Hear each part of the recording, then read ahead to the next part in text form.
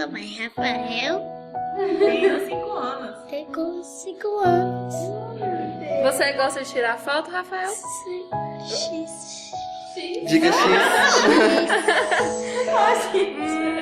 Nem percebe que você gosta. Luto do filho idealizado, né? Aquela criança não existe mais, aquela que você idealizou. E aí você espera para você conhecer aquela criança que veio para você, que não foi a que você idealizou, porém ela veio. E aí você começa a descobrir que o mundo não é um bicho de 7 cabeças, não é o fim do mundo. Você só tem que lidar com coisas diferentes do que você imaginou que ia lidar.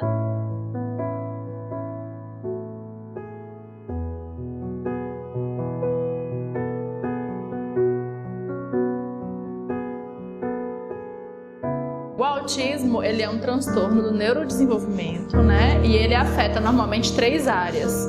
São áreas que normalmente é interação social, comunicação e comportamental. Então essa criança, para ela ter um diagnóstico de autismo, ela precisa ter pelo menos um prejuízo, né, em cada área. Ou seja, a pessoa já nasce autista, ela não vira autista.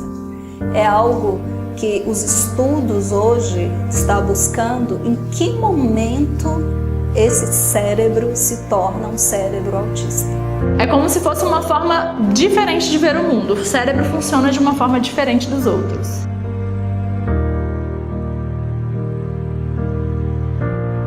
Como é uma doença multifatorial, ela pode se desenvolver diferentemente em cada pessoa. Tanto que a classificação internacional de doenças hoje, ela modificou, ela hoje não é autismo, é o transtorno do espectro autista, que engloba várias doenças que a gente pode encontrar na população. Normalmente vem com comportamentos bem específicos, né? Crianças que têm dificuldade de interagir, não sabem como lidar, por exemplo, com a presença de outras crianças no ambiente.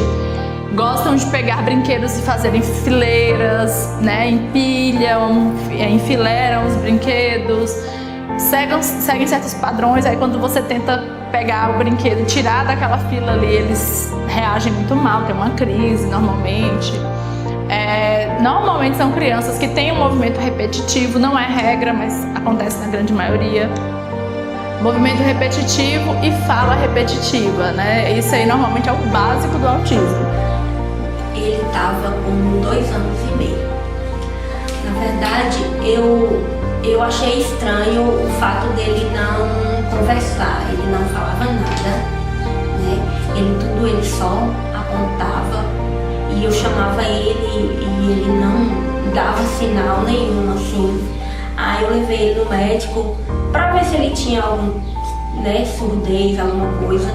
E nada. Eu levei ele em vários médicos, o médico disse que não era autismo, que era porque não tinha criança em casa, aí que era assim mesmo, e agitação. Aí teve uma doutora que passou um remédio para ele dormir, que ele não dormia, né? E o remédio não adiantou, aí pediu para mim pôr na escola, eu coloquei, pediu para comprar um cachorro, para fazer companhia para ele, né? Eu dei o cachorro e tudo. Então assim, só que aí eu fui procurar saber o que era o autismo. Aí na primeira matéria que eu li, foi como se tivesse, assim, desde do primeiro até o último item, era a mesma coisa, era como se tivesse ali escrito Luiz Henrique, porque era tudo assim muito igualzinho, tudo, as questões da estereotipia, o sono, a maneira de brincar, né, as mudanças de humor, tudo isso era muito assim, muito claro. E aí eu não tive dúvida. Nós descobrimos durante 2 anos e 8 meses a 3 anos de idade. O Gustavo era muito agitado e assim, não olhava, não fixava o olhar na gente. Ele era um pouco resistente ao contato físico, né?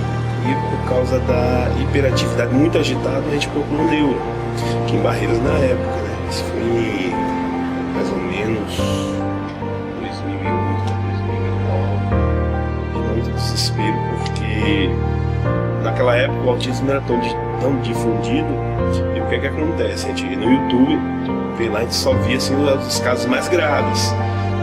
E assim, a gente ficou muito, eu e minha esposa na época, nós sofremos muito, ficamos muito chocados com o diagnóstico. Quando ele tinha 1 ano e meio, ele não desenvolvia fala. Aí eu procurei a pediatra, ela falou que era para colocar ele na escola, que provavelmente a fala dele iria desenvolver. E a interação, ele não estava interagindo com outras crianças na escola, ele se isolava, ele ficava sozinho. Então eu já tinha lido a respeito do assunto e vi algumas características, procurei a pediatra novamente, ela disse que era para procurar um fono. Se caso não fosse, se fosse descartado problema de audição, que era para procurar uma neuropediatra, e foi o que eu fiz, né? Eu fiz o teste, eu não tinha problema de audição. E aí eu procurei a neuropediatra e ela não fechou o diagnóstico, mas ela falou que ele tinha algumas características de uma criança autista. Aí depois que eu vi que ele tinha algo diferente dele, só que eu não sabia o que era, porque eu não tinha conhecimento sobre o autismo. Aí eu passei pelo médico, aí ele me encaminhado para a neura. Aí a neura pegou e encaminhou com a ressonância, só que a ressonância não estava dando certo. Toda vez que ia fazer um exame com ele não aceitava. Aí eu tive que sair para Palmas. Lá foi diagnosticado como autismo interativo também. Foi um pouco difícil, mas depois eu aceitei, né? Porque é melhor a gente aceitar do que pensar ajudar a criança também, do que não aceitar. Acontece muitas vezes da criança até os 2 anos de idade, ela vem se desenvolvendo normalmente. Só que aí, quando chega a partir dos 2 anos, ela começa a perder aquelas habilidades que ela tinha adquirido. Ou, por exemplo, uma criança com 14 meses ainda não emite sons, não fala papai, mamãe ou algo desse tipo. Então, é preciso buscar um profissional. Se aquela criança ela é muito quietinha, procure um psicólogo. Se aquela criança não está falando, procure um fonoaudiólogo. Então, assim, procure os profissionais da área. O fonoaudiólogo é o profissional que trabalha com a comunicação humana. Então, se no autismo tem essa dificuldade na comunicação, no desenvolvimento da linguagem, o fonoaudiólogo é o profissional que vai adequar e trabalhar esses aspectos. Cada caso é um caso. Tem graus, né? Tem uns autistas que tem um grau mais leve, né? Outros moderados, tem outros até mais severos. Então, quanto mais cedo você estimular, melhor vai ser o desenvolvimento, não só da fala, mas o desenvolvimento como um todo. Então, quanto mais cedo você buscar o tratamento, buscar ajuda, melhor vai ser o resultado. No caso de Rafael, ele é um autista, agora o grau dele é mais leve, né? Com os familiares ele convive muito bem, ele tem uma relação muito boa, né? Interage muito, né? Ele tem o irmão dele, que ele gosta de estar perto do irmão, ele tem um primo, que ele gosta de estar perto do primo, gosta de brincar com o primo, gosta de conversar com o primo. E uma melhora que eu falo para todo mundo foi quando eu tive o meu segundo filho, né? Quando eu tive o Miguel, ele melhorou assim, digamos que 90%. Em toda a questão do humor, do diálogo, ele conseguiu, porque como o Miguel era bem pequeno e ele estava com 9 anos, ele um pouco que forçava, né? Até ele a brincar, a conversar e tudo. Então eu percebi que teve uma melhora muito boa depois que o Miguel nasceu. Também ajudou bastante. Hoje é tranquilo. Hoje ele está tranquilo, se socializa com os primos, tem as características, tem horas que ele quer ficar isolado, que faz parte da característica do autismo, mas convive normal.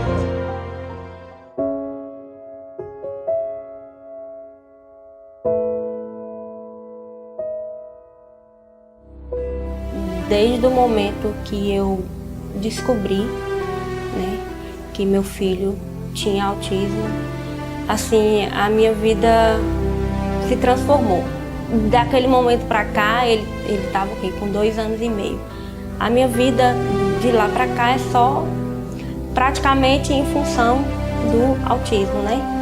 Assim, dele, do que é melhor para ele, do que facilita a vida dele, né? O cotidiano, o estudo, a convivência, né? Tudo isso é o meu dia a dia, é a minha vida, né? É a minha realidade. Todo mundo quer um filho perfeito, sem imperfeições.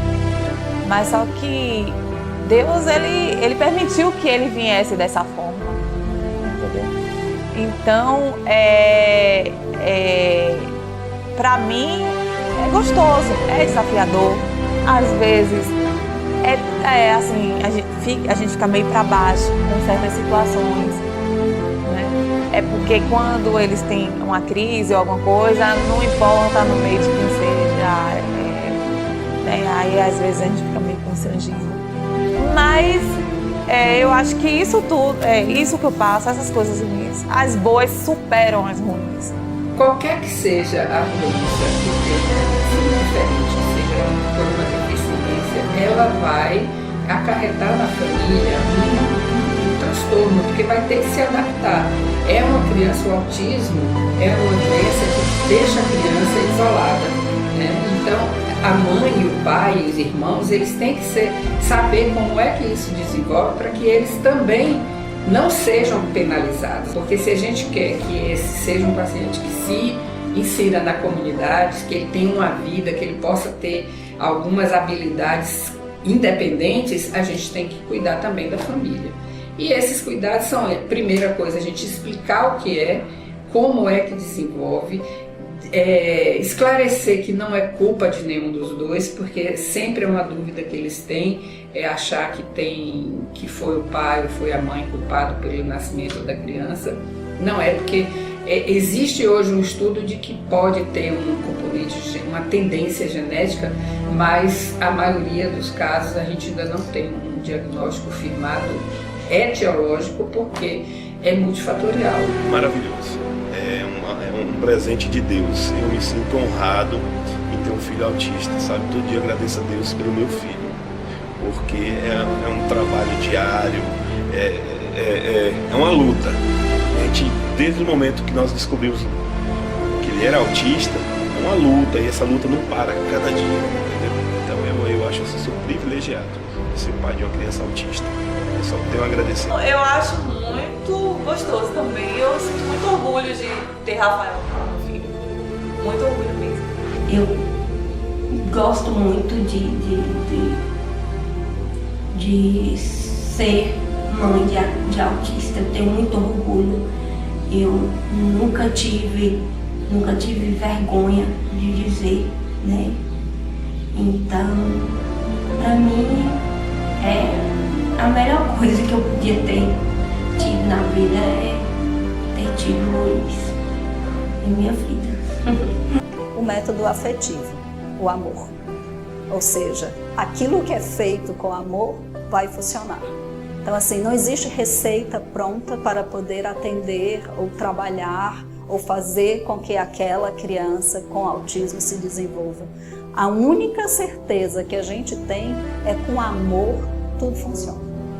Autismo, autismos, autossuficiente. Um turbilhão de sentimentos que podem vir à tona em um único momento. Mas pode ser também que não tenha nenhum. É tudo monótono. É viver dentro de você. É tentar se expressar e não conseguir. É pedir socorro e não se aguentar. É aprender a resolver um cálculo matemático muito complexo, mas ao mesmo tempo é não saber amarrar o cadastro. São pequenos os detalhes que precisam ser entendidos e atendidos. É sufocante querer e não poder. É triste não mostrar o que sente e acumular muitas informações, muito minimalista. É ser repetitivo para liberar essa confusão que habita dentro dele. E não é porque ele não fixa o olhar que ele não possa te dar carinho. E não é porque ele não gosta de muito toque que ele não saiba amar e não se sentir confortável com o que pode vir. É autismo. E aí fui descobrindo uma série de comportamentos, o porquê de uma série de comportamentos que eu sempre tive e que eu atribuía a uma personalidade mais antissocial, uma personalidade mais excêntrica, e na verdade era relacionado ao autismo.